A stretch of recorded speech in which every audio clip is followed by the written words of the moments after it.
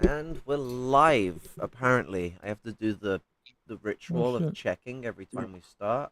So We live. need Hello, confirmation. YouTube. Oh shit, we live! It's working. I had like 3 live streams where, because my graphics card and my CPU were thermal throttling, it would just stop the stream, and even if it worked, it'd be like stop motion. So every time I now have to check if it's working. And it is. Okay, we got it. Yay! Now, what's it? Hardy, we all gather here today to see a monumental moment that's going to piss off the revisionists. Hell yeah.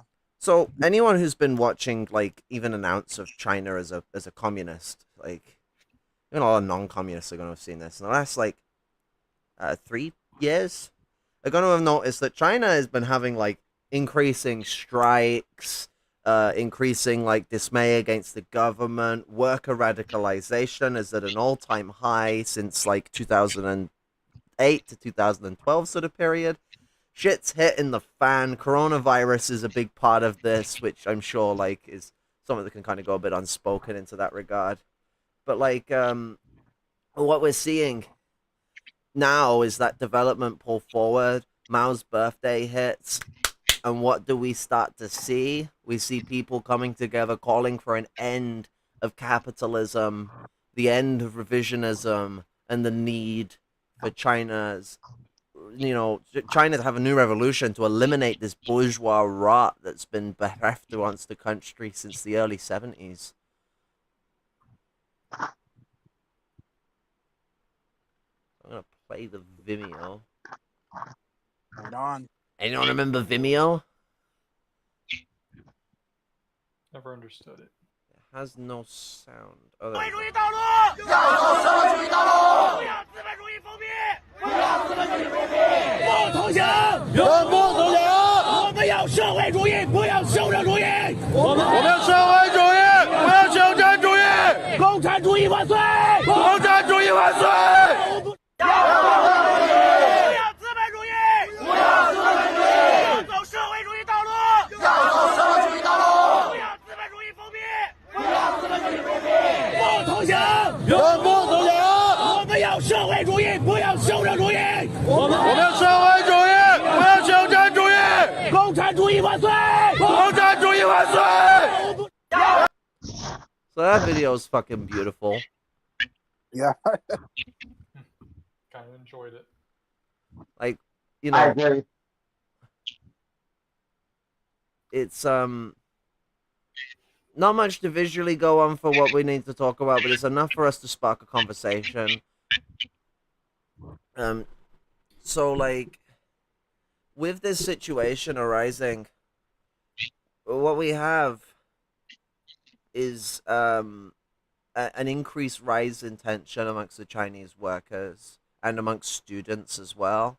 And these groups are going to get more and more radical as time pushes on. It's gone from just being on position strikes, things around specific key issues, to now a general issue of the need for a return to socialism. Did you see all the red flags there? Like, there were fucking loads.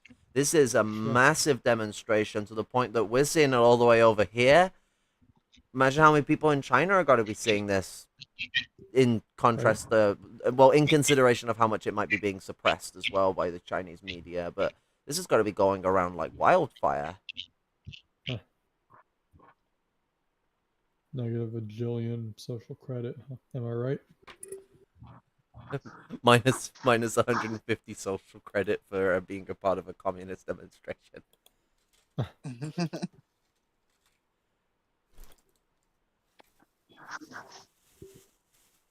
So, like, when people tell you, "Oh, don't criticize China," and actually, there's someone saying that to me in my the Palestinian stream of live Palestinian protest. They still need to upload. Where someone was telling me about, like, oh, if you criticize China, it's going to create like disparities between like the UK and Chinese workers, and could create hatred and will further war for China. It's like, It's kind of No. ridiculous because there's two sides to this. There's Chinese fucking people are sick of this shit, like in the working class, Yeah. Right. and certain semblances of the students, which are predominantly middle class force. And it's more so that like stable middle class people and upper class people are the ones that are lovely about Chinese imperialism, and then the other side of it is like most workers here, whether they believe it because of bigoted ideas or not, because it's not everyone has like a bigoted idea of China as to why they think this. No, Exactly. China is awful. Like they know it because like what's it? Made in China. Yeah. How like all of our shit is Made China. in China. Even has Chinese written on it.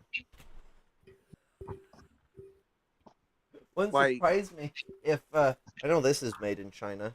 Wouldn't surprise me if this laptop is made in China. It probably won't tell you, but I know my computer's made in China. you know, so much shit is made in China. Like people know they Every consumer product. I'm gonna disagree with the person in the comments who's saying Marxism, Leninism, Maoism is the only successful form of socialism. I mean, like, China and the Soviet Union were both ML during their times, and there was also other successful ML struggles around the world. I mean, do you know what? Like, success as well is determined in a lot of, like, it's much more, convoluted than did they form a society or not, because, like, the whole idea that anarchists have never been successful at anything is bollocks. And, I can use an example from MLs for this. The Black Panthers, we would say that the Black Panthers were a successful form of socialist struggle, even if they didn't succeed in their struggle. They showed a successful line They showed and path that is principled, but they betrayed it themselves. And yeah, it's not just going to a pro, okay? I know, but if we blame it on an outside thing, then like Gorbachev is the only reason the Soviet Union collapsed. You know, God like forbid anybody take accountability.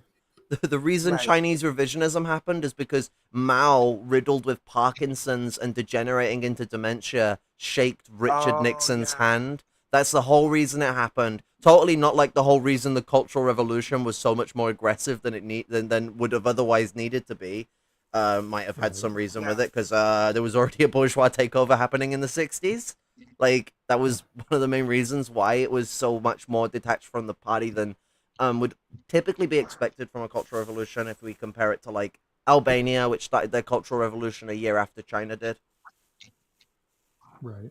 There was like Right. And I think key reasons why they had to be like that, and you know, these things are because external contradictions affect the internal, but the internal is the primary relationship between these things. Right. and I'm kind of seeing parallels here between China and America. How like a lot of serious morale problems have been caused amongst the civilians because the government kind of stopped being what it was once promised to be. Right. I mean, In that's both the right. U.S. and It China. was no that's longer how Trump vanguard. sells his shit. Like, you know, make America great Yep. again. Like everyone knows America sucks right now. Yep. And it's always And always sucks. have been. But you know, it's my Well, not fault for everybody being knows that part. trans. Like that's why America sucks. I don't even live in America, but fuck it. Yeah. Yeah. And even like being just about anybody who doesn't directly benefit from the government's bullshit, really. I Any- certainly don't. Yeah. Me neither. I mean, we benefactor off of imperialism in many ways, but like, Right, because we're in the global north. So in But, some way we are a beneficiary of it in some way. But we benefit from it because we have things in stores. well, we benefit from it because we have privilege. Like the first world is very petty bourgeois in its relationship to the rest. Right. Think about it this way: like I'm in poverty. I'm one of the poorest people. Like about, and like me and Lump and Kel are joint like the poorest motherfuckers in this call right now, and we're both in like the top 24% of wage earners in the world. Like Right. that's how like majorly drastic the disparity is. And so like yeah, we don't benefit so much from the government's bullshit because it just looks like a parade. We get the same thing in the UK. We literally treat the government like a comedic situation, and the government knows it. You watch parliamentary like like prime minister's questions, parliamentary sessions, and stuff like that on the TV, and it is literally them just like attacking each other because it's like it's for show. It's all a gimmick. But It's a gimmick. The but we benefactor from the relationship our government has with the rest of the world, and that's why like a lot of people's response to them not representing us the way that like we would want to in a labor aristocratic sense of it turns into people wanting like wars or wanting like economic domination over other countries. Like a big thing that sells Trump to people is, you know, China this, China that, because they see that manufacturing go to China as China's the problem and not the capitalists in America. Right, and And everything is about the fact that they've had while the labor aristocracy still exists in a large quantity, they're not being bought off as well as they'd like, and so a lot of people's problems with the governments in first world countries is, yo guys, we wish you'd like buy us off a little more, please. Yeah. It's an unfortunate affair because it makes people harder to convince because like there's a social democrat who's offering them a way to make imperialism look nice, and it's kind of like what a lot of people in the first world want. They just want imperialism to look as nice as it did in the 70s. They want to go back, turn back the clock, you know, because why not? Or I should say for the US, the 60s, because pre-NAM. We got to go pre-NAM for the US because, oh, that was an embarrassment. Oh, yeah. I think, yeah. I think you said that your dough money assignment is blood money. What was that? Your quality's a bit ass. Didn't you say that SSI, your dough money is blood money? Oh, yeah. What's it? The money we all have in the first world is blood money. Like, I see that as the money I get, and, like, I need that money to survive, but, like, it's definitely blood money, because if I was in the third world, I wouldn't get that kind of, like, social welfare. And think about countries in the first world, that in the third world, that are capitalists, that do have that social welfare. Where do they get the money from? Oil. And that is straight up blood money. No matter how you scratch it, you can't get oil without fucking getting blood on your hands in the way that we harvest it today. Right. Like, so we have blood on all of our hands in some way because of this. I mean, if it's any consolation, it's not like we're doing their dirty work themselves overseas or whatever. No, but that's it's not like we're the ones with the button at hand. But that's not the point either. It's more so that because we benefit from it, we have an interest to not like stop it. Like everyone in the first world has like an interest to turn a blind eye or find a way to make it nicer. And so they don't have the direct, like, they don't carry the rifle, but they carry the support for the person who carries the rifle. They like we see this with like the fetishization of troops in both Britain and America, where like they're the most honorary people ever. Like you could be a cunt and be a soldier, and if someone punched you in the face for being a cunt, they would be seen as the cunt because they punched a veteran and they hurt a hero of the people or something. And it's like a hero of people or what? Like everyone knows as well. Everyone jokes about the fact that we go into these countries to steal oil too. Even a lot of the military loyalists joke about it. Oil, cobalt, gold, resources, lithium, helium. Just about anything you can list off the top of your head, really. That can everything, be everything. Cocaine. Propane. Coca plants, poppy seeds to make these vials of poison that, you know, we have a big crisis, a big problem here. I mean, opioids innately aren't so much poison. Fentanyl, however, oh boy, why did that get invented and why has it not been banned? Oh yeah, it'll kill you. No matter what. There's police officers that are so scared of it, they think like a whiff of it will like fuck you up. Like if you get like a slight, which is not how fentanyl works. Like they and there's a police officer that like opened a bag of fentanyl to check if it was fentanyl, and he passed out of fear that he had been like he thought he'd been like infected with the fentanyl, and it turns out he's perfectly fine. It was a shock reaction, and it's like, oh my god, like chill the fuck out, man. It's no, our tax dollars hard at work. Your body to really like fuck you up. So yeah, but you know the strong soldier of the people, and definitely not capital, passed out trying to protect the community from fentanyl. He was infected. And people always have this weird victim complex about soldiers, as if it's not literally their job to put their lives on the line. For the ruling class. Exactly. Like that's what they signed up for. It's not rocket science. If they didn't want any of that crazy shit to happen, then they wouldn't have become soldiers.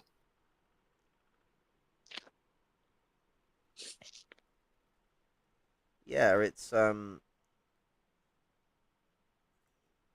They call themselves for the country. What? I'm fighting for the country. I'm there for my country. That's how they do themselves. Yeah, they always act like our rights always hinge upon what some soldier on the opposite side of the world is doing. Yeah. Well, you see, there's like 6 insurgents inside a building, so we have to flatten the entire building. Even, like, literally, like, the SAS and the Navy SEALs developed protocols to be able to eliminate insurgents from a building without harming the rest of the people in the building, and they don't use them most of the time. Well, I will... Because they're always on a need-to-know basis. I will say that they use those protocols more than Israel does, though. Like, give them that benefit of the doubt, but, like, fuck. I've set the bar so low, it's actually in the ground. Time for a high jump, anyone? They're still taking up arms for the wrong side. It's all the same game. Like, it's, and, like, these protocols are kind of interesting because there's actually been situations where the SAS unfortunately had to wipe out a building when they were trying to, like, protect people. And this is, like, not bombing it. This is with rifles, like, shifting through the building, just shooting them up. Wow. Just anything that moves.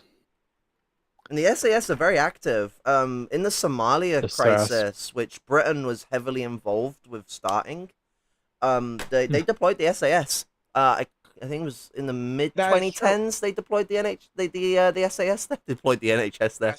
I mean, that causes much death in the region. Probably need to look into what's happening in Somalia. Yeah, I need to cover it. Oh yeah, it's still happening.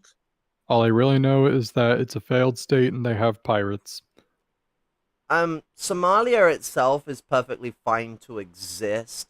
The problem is that Somalia is trying to take over another country that used to be a part of Somalia because of the colonial lines that were drawn. And a whole conflict has started out of that, and the British and the Americans are supporting Somalia in their fight against this country. Right. And that is neocolonialism in a handbasket. So, talking about the British military as well, what's it? They operate a lot out of Kenya still. They do. They do. Yep.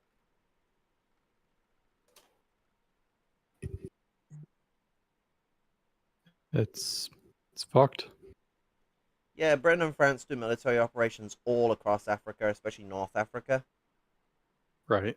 Yeah, anti-terrorist programs done by the like directly by the militaries, and then they also have like local like militia and militaries that also support them and fight with them.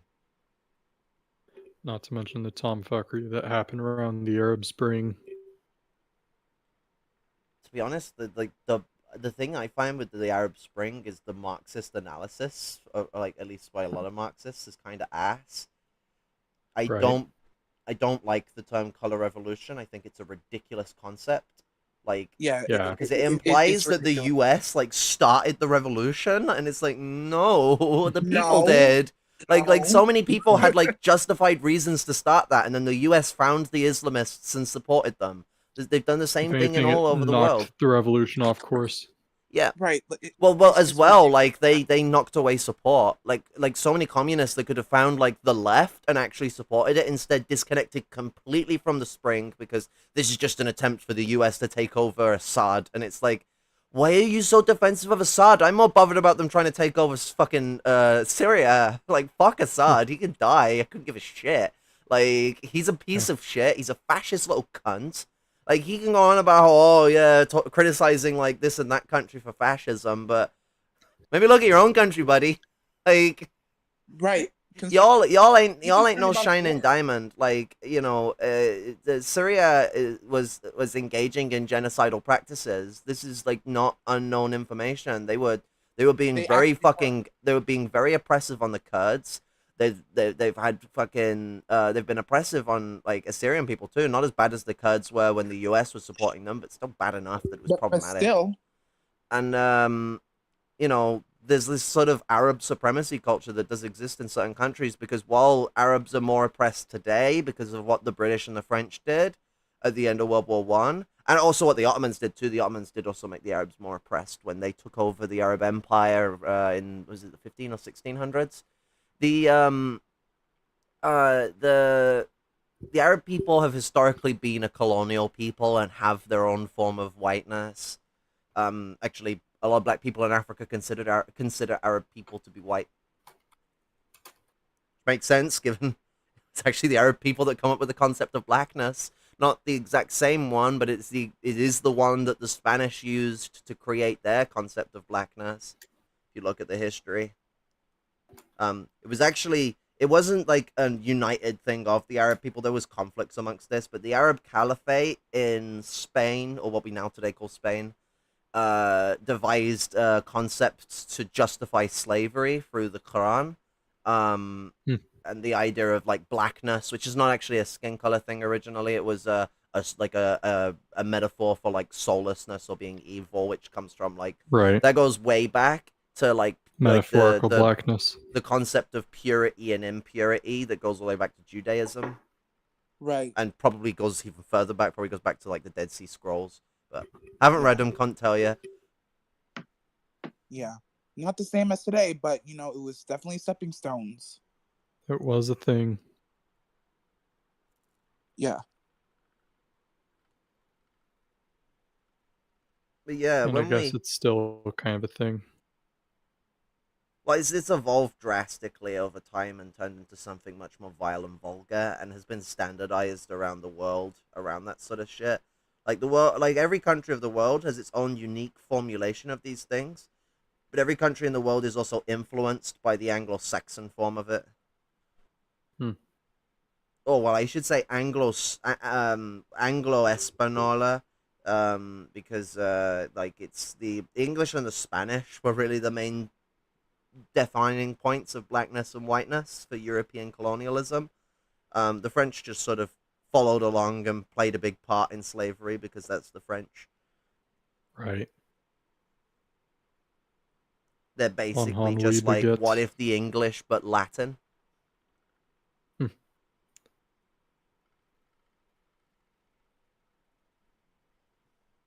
Oh, my stream closed. Okay. Stream. That's better. I wasn't showing it anyway. Super. So yeah. So with China, like, people need to talk more about criticism of China and be open about it, and criticize parties that like will agree with you that China is capitalist, and you might even agree they're imperialist. Yeah. But we'll try and water it down, make it like, oh, the NATO's the biggest focus. Like you'll tell them about like China being like the biggest financier in Africa at the moment, and they'll go on about like the British and French colonial holdings and stuff like that as a way to detract. And you know what? They're not incorrect that those are very important things, and in some ways more important, in other ways not, because those are things that are in competition with the rising power. This would be like saying that when the US was the rising power, that our primary focus is Britain. No, it was the US. Like when the US was rising in the 30s, most communists changed their tune and started criticizing the US. Lenin was ahead of the time. Lenin was criticizing the rise of US imperialism in the fucking 20s. Like, so was Stalin criticizing this. Like the US became a center point of focus when the Russians stopped being the next big thing in capitalism. Because actually, Lenin points this out, if the Russians had not had the revolution, if the Soviets had not formed the Soviet Union, the Russian Empire would have been the next progressive, like, move forward in like capitalist like development. Like they would have gone Yep. for a workshop of the world program. They'd have developed their industry, and they would have likely have been the more likely next challenger for hegemon than the U.S. The U.S. and Yeah. Russia. Everyone thinks the U.S. was like so much better than like the Russian Empire during World War One. No, they were equals. Like in some ways, Exactly. the Russia had advantages over the Americans, and America had advantages over the Russians. It really depended on what you were looking at. But they were both Yeah. predominantly agricultural, poorly industrialized, not electrified countries. And the Soviet Union actually managed to electrify itself in the 20s. The US didn't electrify until the early 30s, and they didn't complete that program until the late 30s. Yeah. And they didn't Also, probably fully complete it either, because there's still towns in America that have no electricity. If you go into like the deep Exactly. ends of rurality, find where the Amish are. Yeah. Plus, I do know that the U.S. did apparently back the White Army during the Russian Revolution. Yes, the US, the UK, France, the Dutch, the Germans. And they all fucking failed. Yep, I mean they tried an invasion. It was the only ever invasion of the Soviet Union by the British and the Americans, and didn't go well. Didn't really end well for Russia either, I guess. Since now they're like, Russia. Yeah, what's it? Problems of revisionism caught up with the Soviet Union big time because Yep. they failed at dealing with the problem in the 30s. Because Khrushchev was being a weirdo.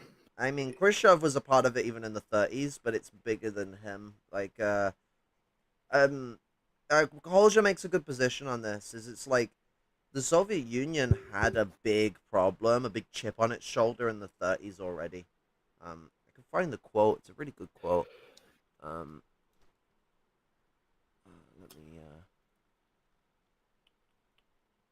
me hide Discord so I can find it without really leaking everyone's DMs.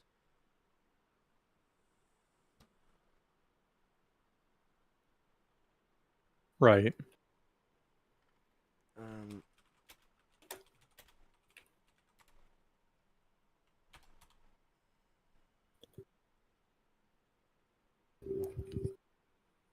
Don't you hate it when you lose your train of thought? No, I'm just searching for something. Yeah. I mean, I lost my train of thought. I feel like there was something I was going to say.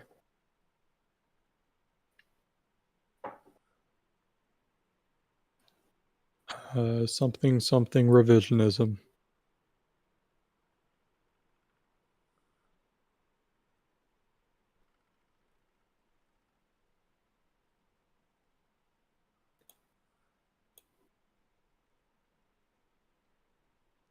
Where the hell is it?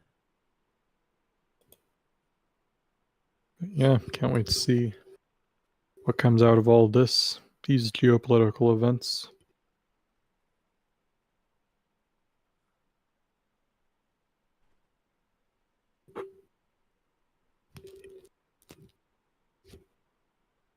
Also might have to jump out of this chat for a little bit. It's alright, we have a tendency to go on for a while anyway. Cool, yeah. So yeah, I guess see you around. See you around, it's good chatting with you. Yeah. Interesting little conversation. Hell yeah. So yeah, till next time. Till next time, respect.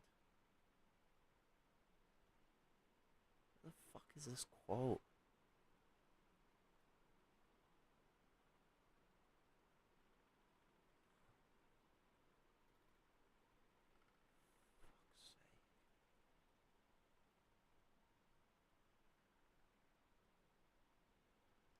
There we go.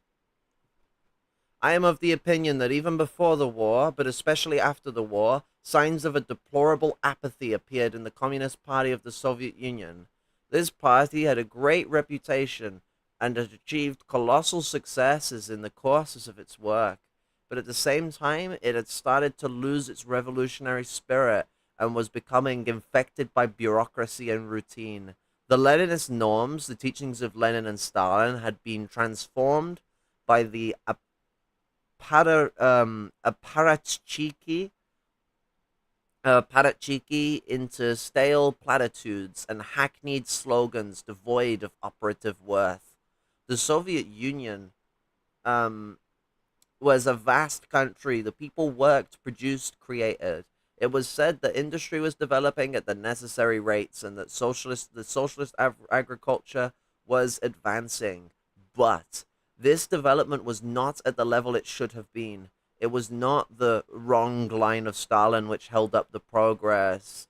On the contrary, this line was correct and Marxist-Leninist, but it was frequently applied badly and even distorted and sabotaged by enemy elements. I feel like he's way too up Stalin's ass a bit in this one, because Stalin did do failings, but I kind of see what he means. Stalin's correct line was distorted also by the disguised enemies in the ranks of the party and in the organs of the state, by the opportunists, liberals, Trotskyites, and revisionists, as the Khrushchevites, Mikoyans, Surslovs, Kosygin's, and others eventually turned out to be Holzher, the Khrushchevites. It's a really important read. It's really important for people to read Holzher.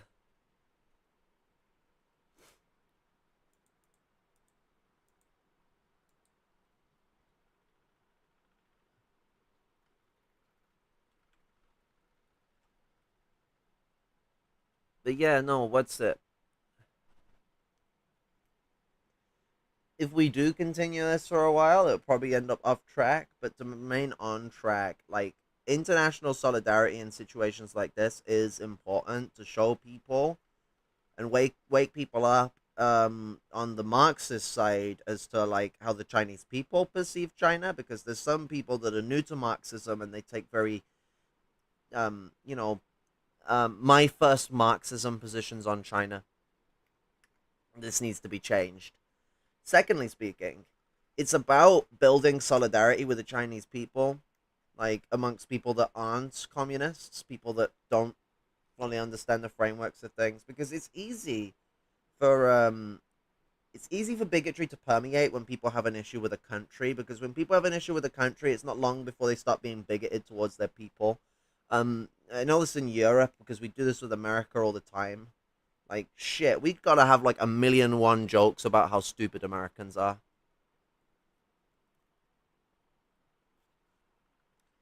And so, like, dispelling bigotry, showing radical struggle, which, you know what, like, Black Lives Matter, people, but showing that did that for, like, you know, a lot of respect was gained for America amongst, like, revolutionaries over here. Because, like, we're all bitching about how America's like a shitscape for politics, and then the biggest protest in American history ever happens, and it just changes the playing field.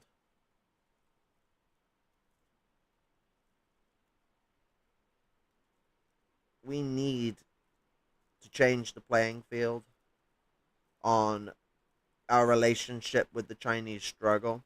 And as more high profile cases of struggle emerges, we need to branch out, we need to communicate.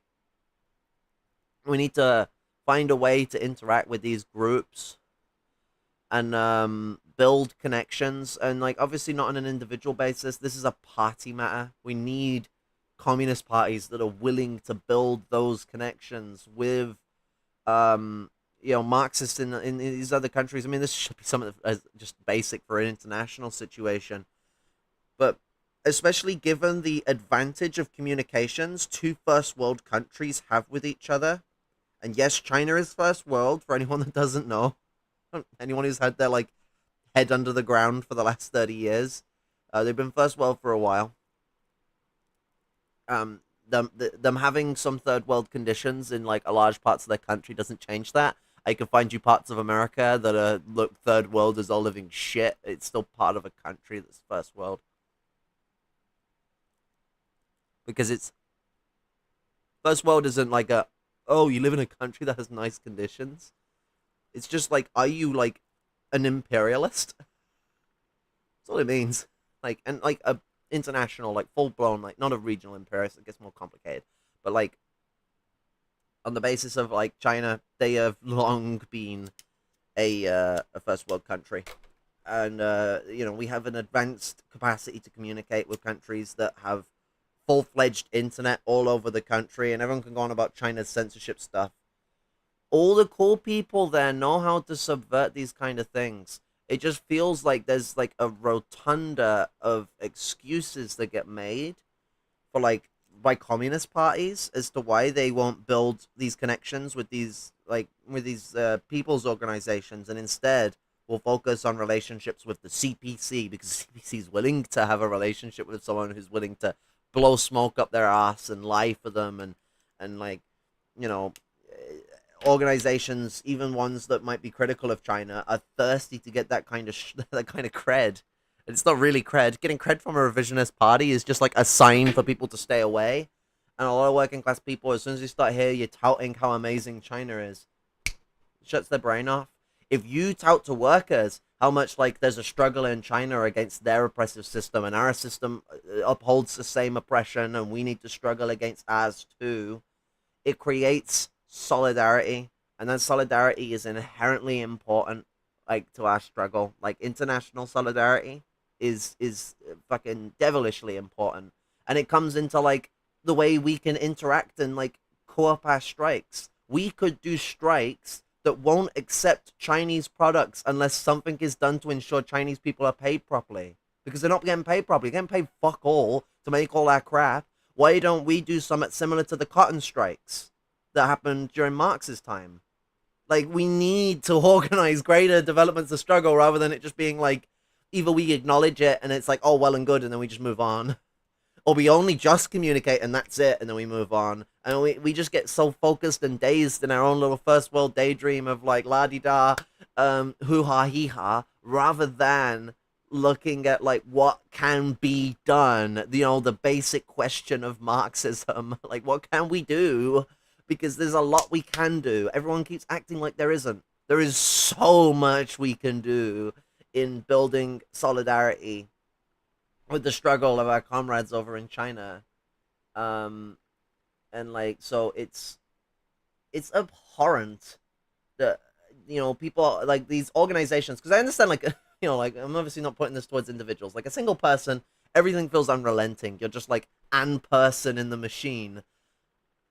An organization like a communist party, one that gets its own funding together, it's got like mass fucking party activity, parties that have been around for like fucking decades sometimes, they have the resources to try and do something, but instead, first world parties would rather sell you their recent edition of their magazine, and petition for stuff, to sign petitions, either for you to be someone they could call on if they're gonna do like a rally, which will usually just be more petition stuff, or they'll call on you for some like charity work they're doing. It's all nice stuff. You can do those things if they were not the only thing you are doing, but they're the only thing they're doing. And it's literally, this is like stereotypical Trotskyism. All these parties are like calling themselves ML, and there's even some like joker fucking groups that will call themselves MLM.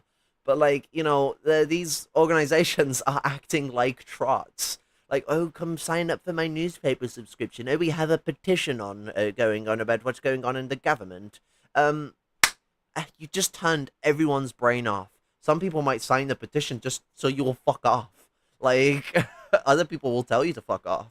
Like, you want to engage with people, actually talk to people, like enlighten people, and, push for greater organization, agitation inside the workspace. Like, it makes me question how many workers are actually in these parties if they can't push agitation into the workspace.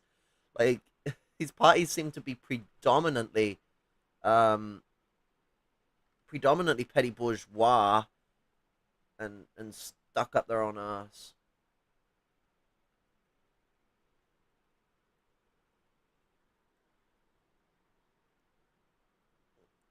Ears itchy.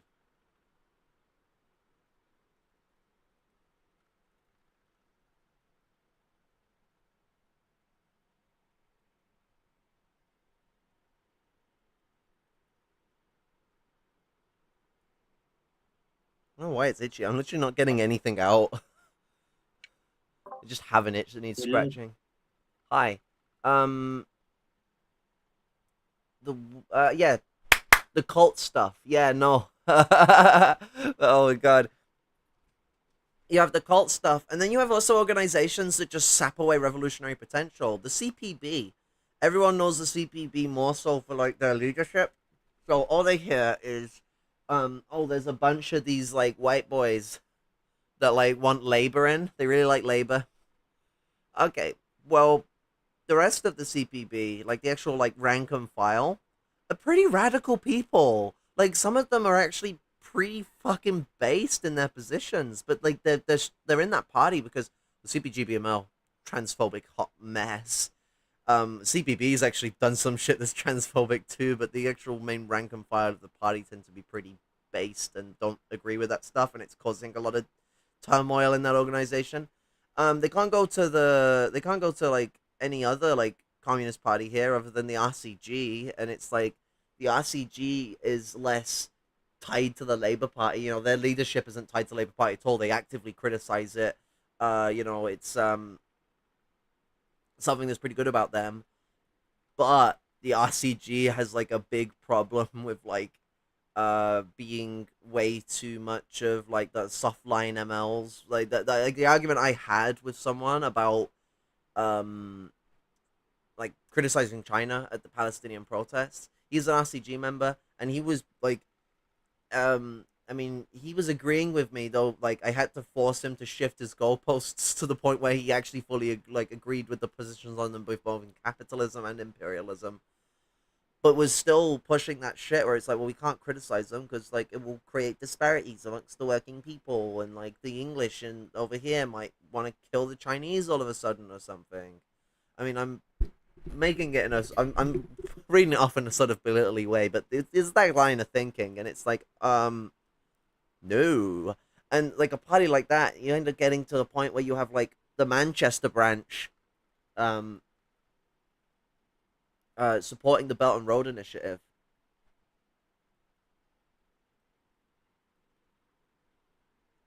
Greetings, Gingeros. Yeah, I thought you were at work, otherwise I'd have asked you to come along.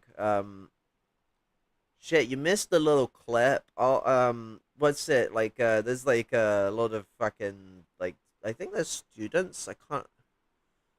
Um, coming together in China, fucking calling for the end of like capitalist restoration and the socialist road. It's based like there was so many red flags. It looked like the kind of shit you'd see in like a painting from like the early Mao period. Boy, the yelling as well, like fuck. It's hella based. 10 out of 10. Shit, I didn't do the meme. 9 out of 11. 9 out of 11 is sometimes better than 10 out of 10. It's sometimes worse than 10 out of 10. Depends on what mood I'm in.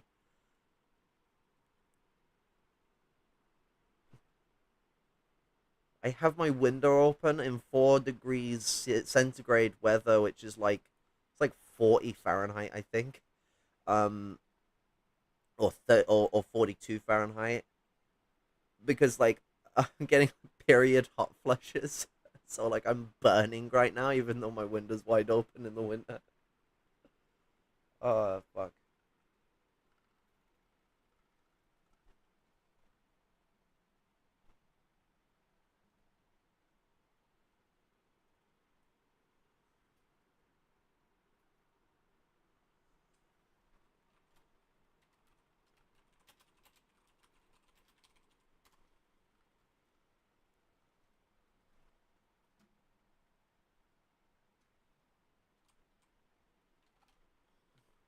Forgot to turn the screen thing off.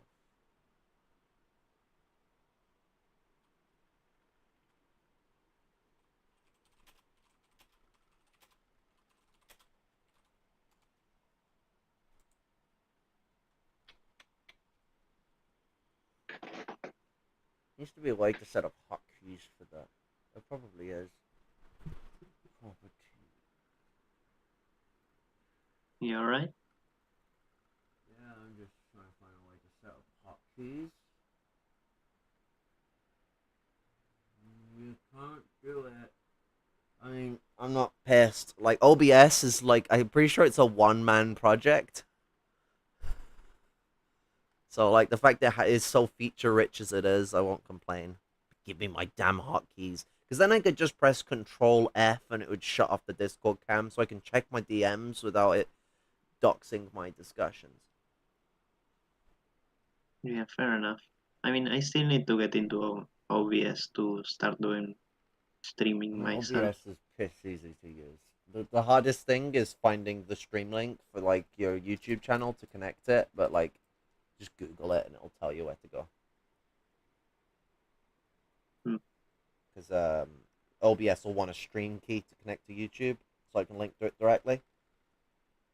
Because I don't need to go into YouTube Studio to start a stream. I just go into Manage Broadcast, select my name, put my picture and everything, and then it will send a message over to YouTube and be like, yo, this broadcast wants to be made. Sounds alright. 10,000 kilobits per second. My internet should be able to be faster than that. What? I have a 200 megabits per second upload. That's 10 megabits per second. Ooh. But it says it's in green. I don't know, I guess 10 megabits is good enough. I guess you don't need that much bandwidth for streaming, I guess. Or that's just how much I'm using and it could go higher.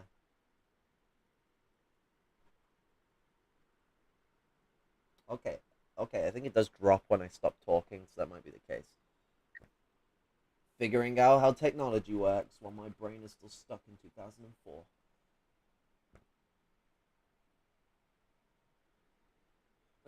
So yeah, like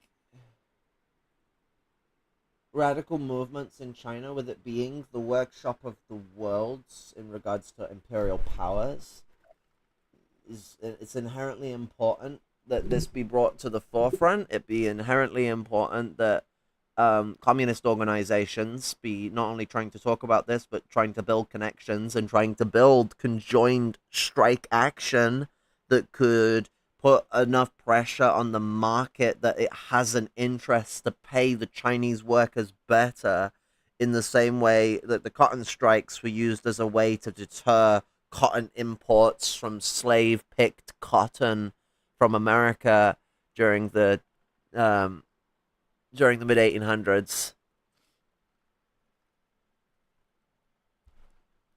So that is an intrinsically important facet of struggle right now when it comes to the China question, regarding our relationship as empires and how we benefit a lot off the oppression of the Chinese worker. If we look at the way imperialism works, imperialism is a system that makes it so that the working class of, like, let's say the UK, the working class of the UK is not what maintains the UK as a society, not entirely. We have a role to do that, but we're doing that within context. We're working off the work of others.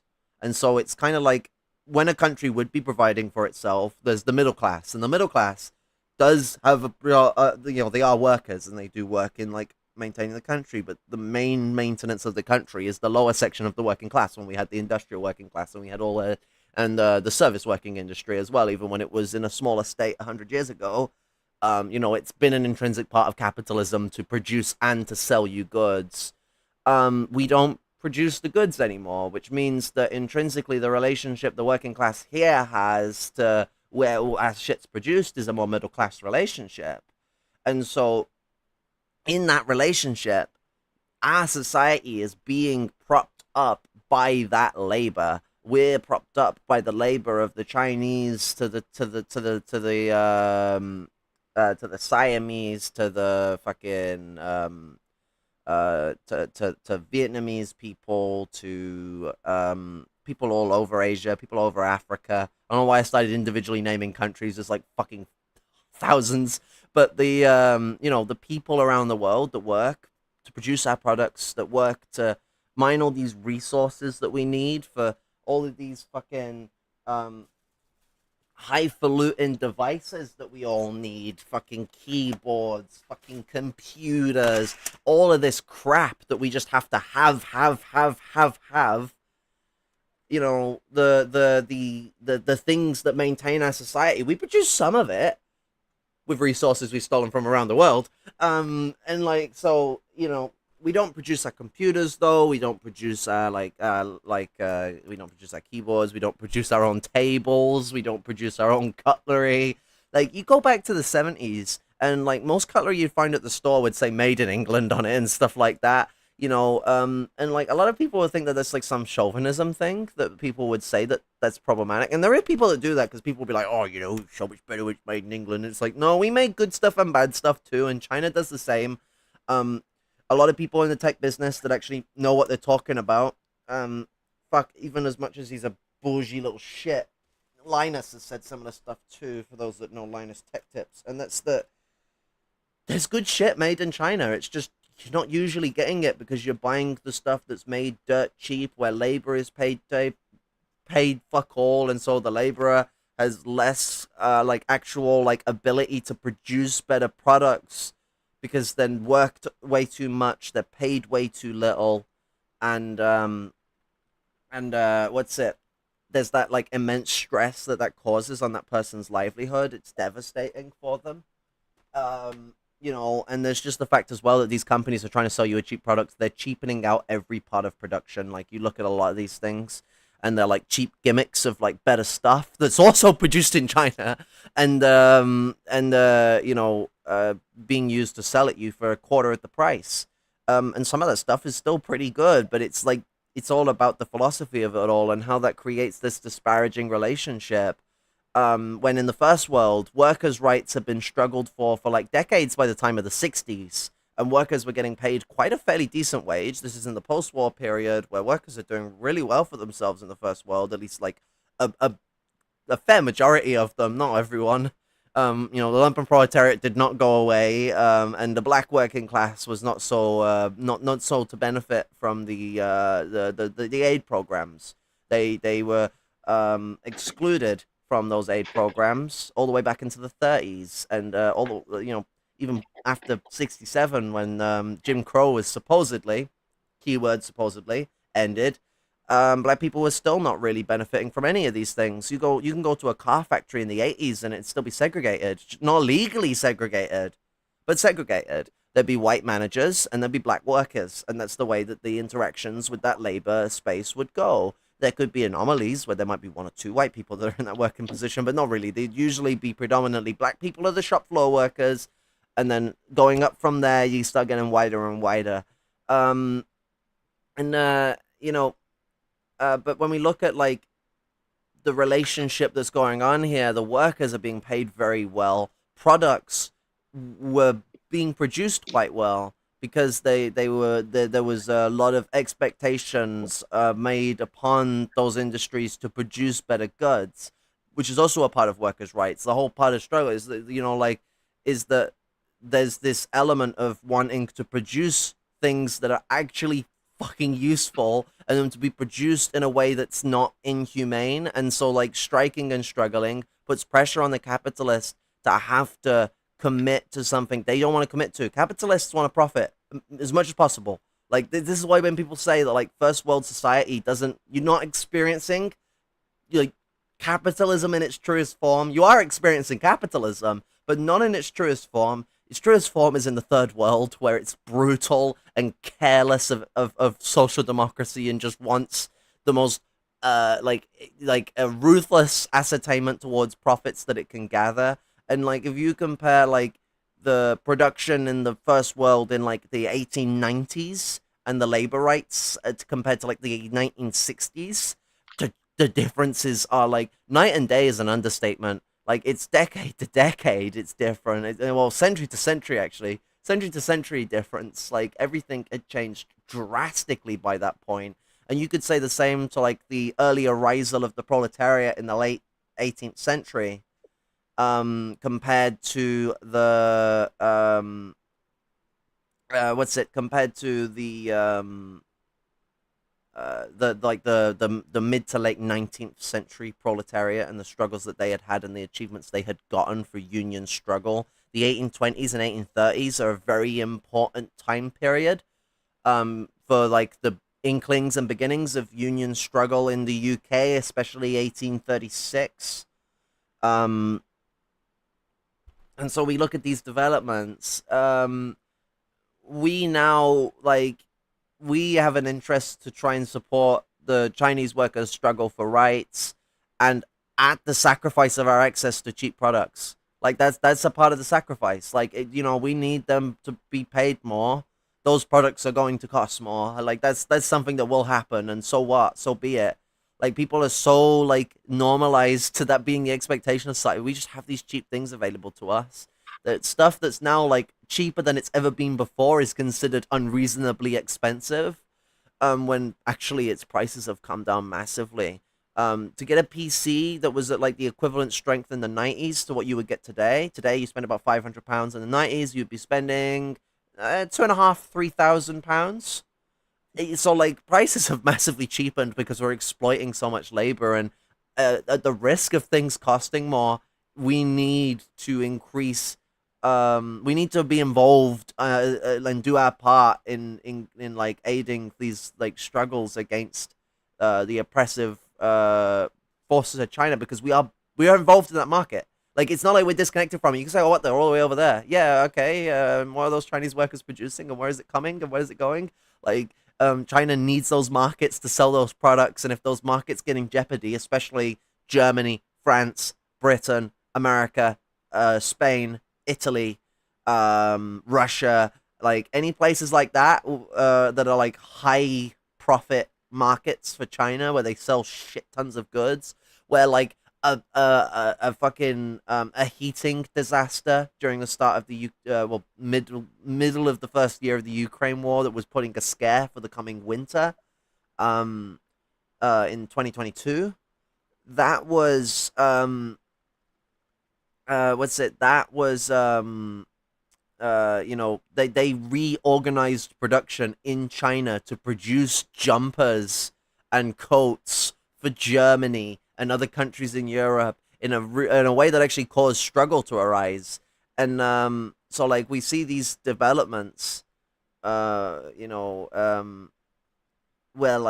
China is getting even harsher in organizing its economy to produce for the West so it can make a buck. That it put a lot of tension on the Chinese people, and it caused strikes. So there already is this tension, and us being able to build solidarity struggle, connect with Chinese people in China, especially people in the workforce, on these issues, and try and build conjoined strategies, conjoined strike action, that could be very useful. Dock workers would be a very useful component to this kind of struggle.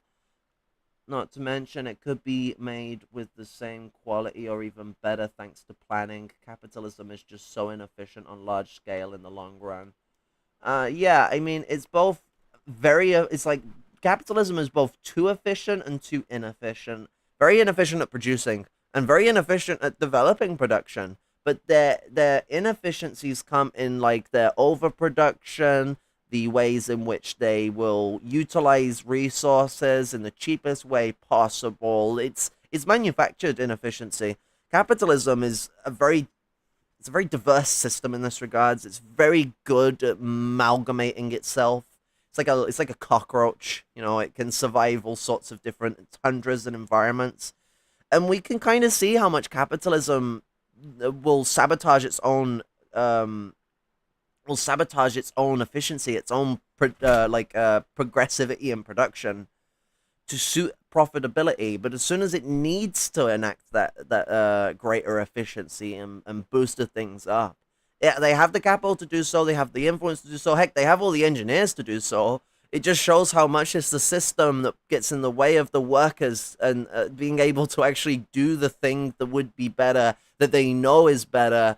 It gets into that point of the workers know how to run shit. We've been running shit for ages.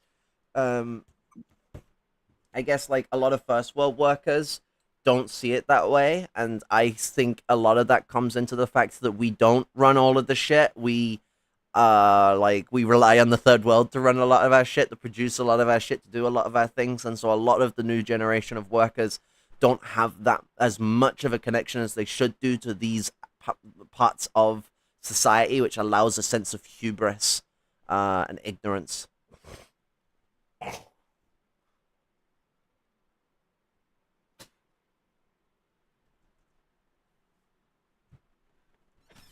Let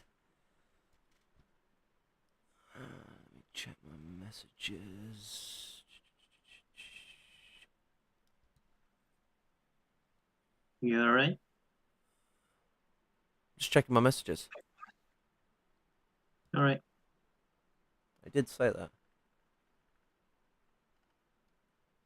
Well, I have bad ears.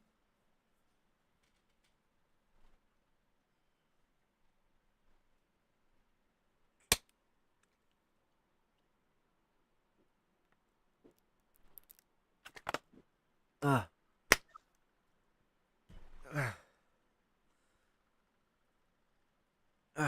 feel like I've said all that needs to be said in regards to this.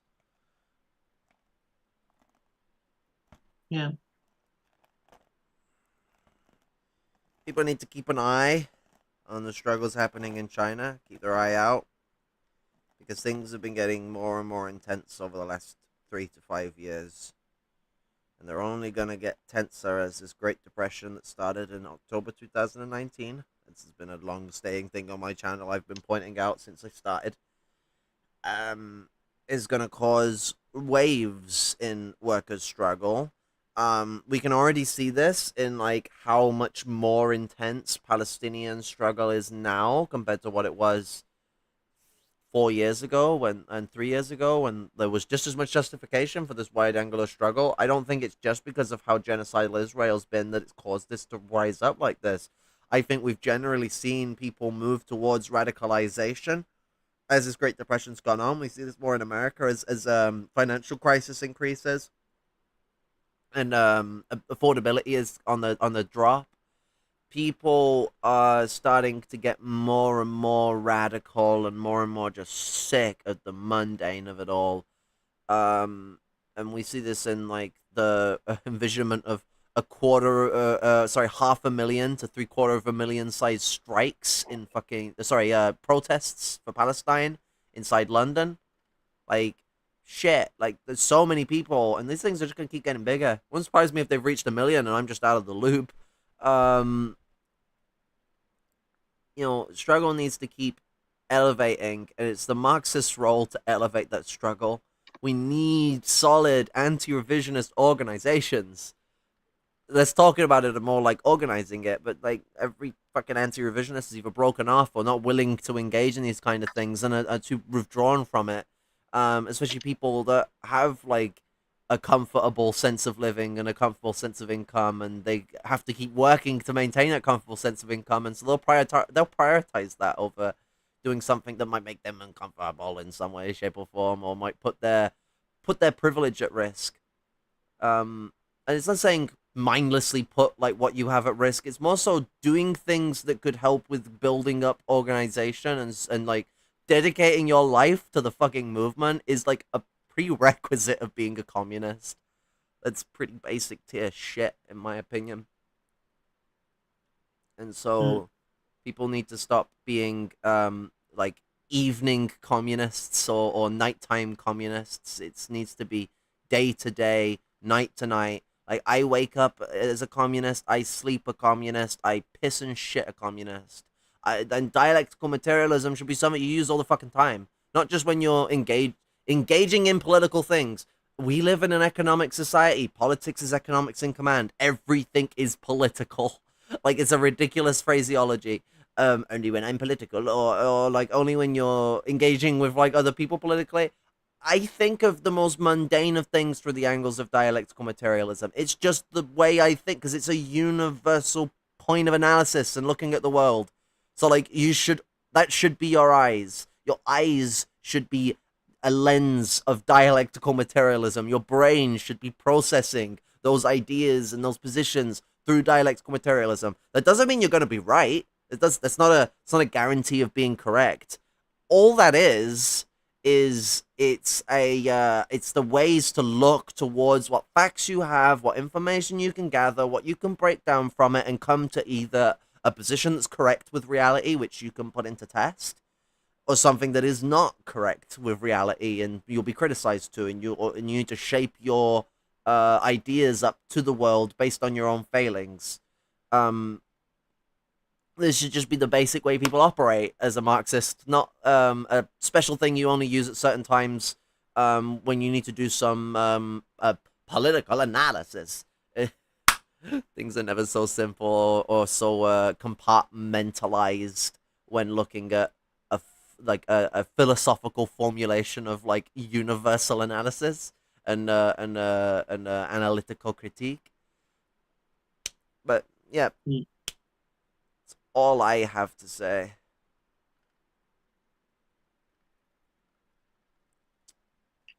Yeah, and people need to be more open to criticism in general. Yes, absolutely. There's a big problem with people not being able to take criticism. Well, they see criticism as a slight on you. I got like fucking shadow banned from someone's fucking like they're like, oh, I respond to all comments. Like a shadow banned on their YouTube channel because I pointed out. I wasn't even calling them a bigot or anything. It's like really common terms in like the computer side of things. So like I can understand why someone might make the mistake. So it's just like, yo, you shouldn't use master and slave to describe IDE chains because it's like outdated language and it's not accurate. Like it's racist, it's colonialist, it's no need for it. Like, just don't do it. And they must have thought I was calling them a racist when I wasn't. I was just like, no, just don't say the bad shit. Like, don't say the bad thing. Like, you can use good things. And I even give them a constructive critique on it. I was like, just use like primary chain, secondary chain, primary drive, secondary drive. Oh wow, look, I didn't need to have to say primary slave, primary primary master or secondary slave or secondary master at all. I can be, I don't know, fucking smart about it. But yeah, it's just there's this sort of purveyance of people where they cannot handle critique. Yeah, I think that the things that are most feared of by, by people in general is critique and errors. And I always think that it's fine to commit errors so long as you're open to learn from them and to, you know, correct yourself on them. It all So, depends as well on like how often someone's gonna commit the same error. mm, Because there's so many times, obviously not with all things. Like I have ADHD, I commit certain errors all the time because of disability issues. I mean, like an ideological error, like a position that's bad. If you repeat it like 3 times, 4 times after being criticized, there's probably someone else wrong with your reasoning that like needs to be put into question because there's so many times failure, like error, eventually becomes like intention if you're not willing to correct those errors. mm, yeah, of course. And those things are good to work on, to actually look at oneself and recognize your errors and just be okay with having them and dealing with them. It's just something that needs to be worked on, and a lot of people need to work on it. It's not easy because nowadays, if you commit a mistake, you know, you you can feel a lot of guilt, but it's something good to work for, you know, so that people aren't so afraid of themselves or what to say, so that they speak up more often, because the more opinions we hear, the better. Yeah, Hmm. absolutely. Hmm. And especially nowadays, it's important to speak up because, for example, here in Argentina, we've been seeing the rise of fascism pretty much. It's not even as a joke. It's it's even illegal to protest at all, and you can be fined for 3 million pesos if you get caught organizing any kind of uh, protest at all. So there's a lot of rights that can be taken away very soon in my country. So we need to speak up more about it. because things are getting more dangerous by the day. Yes. At least here and in a lot of places around the world, things are getting more dangerous just in general, and we need to be able to speak up and organize more voices to speak up and coordinate and be united in this struggle, because all struggles are one in the same. Like they're all connected one way or another. Like the struggle for Palestine isn't just about Palestine; it's about colonialism and imperialism in general, and everything is connected in a way. And by supporting every struggle, we liberate ourselves as well in a way. So it's important to stay united, to support the people around the world, to not fall into revisionism, so that we can support them in the best way we can for a better tomorrow, and to learn from every struggle, because every part of the world has a different story that we need to learn from and to understand in order to properly criticize the world. Like for example, Albania with all of the all of the notes from Enver Hoxha. I think that's how you pronounce the name. I'm sorry.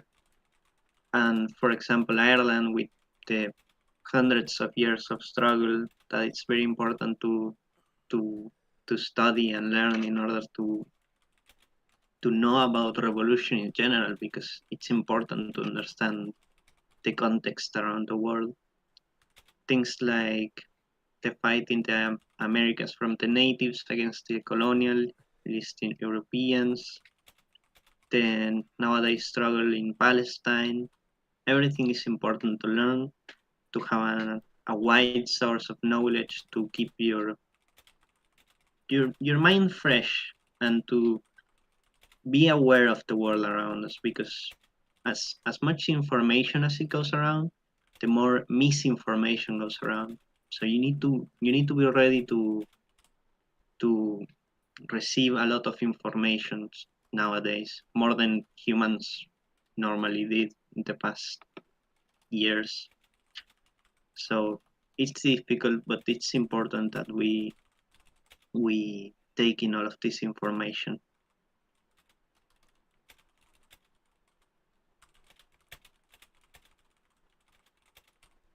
Yeah.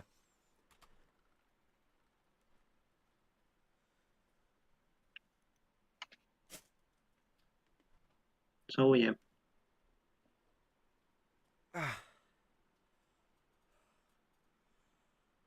Yeah. Radical actions are increasing all over the globe, and so international solidarity is more important now than ever. A communist international needs to be formed. There needs to be greater formulations of communist organizations within the first world countries, but also countries all over the world. And they're just like, in general, we need to build a strong movement and not this pathetic shit we have at the moment, where there isn't really a communist movement in like the first world. There's left wing struggle going on, but heck, are we fucking organizing a lot of it? The anarchists end up taking the lead, and then the social democrats will rob a lot of socialist minded people into like democratic socialist organizations, where people will end up supporting like, oh, Corbyn should start a democratic socialist party separate from the Labour Party and run again, or like the DSA and people like that, where it's just like, we're not a leading force when we should be, and that needs to change rapidly. You know, sometimes not a lot happens in days. Sometimes it takes months for days to happen. Sometimes it takes days for months to happen. We need the latter, like right fucking now.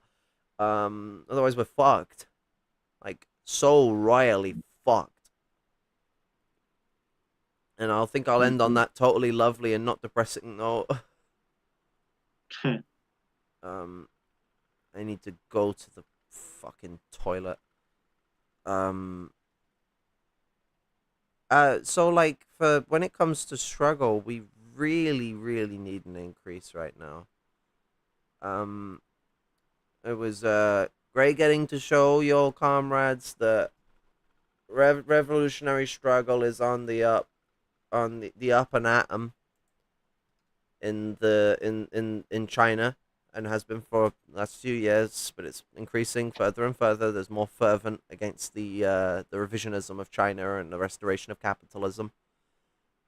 And getting to talk on important issues related to that and developments that we need to do in congruency with that and other struggles going on around the world.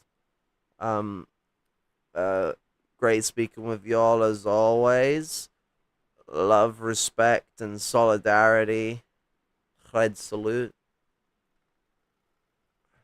Fucking got my hand a bit twisted there. Now fuck off.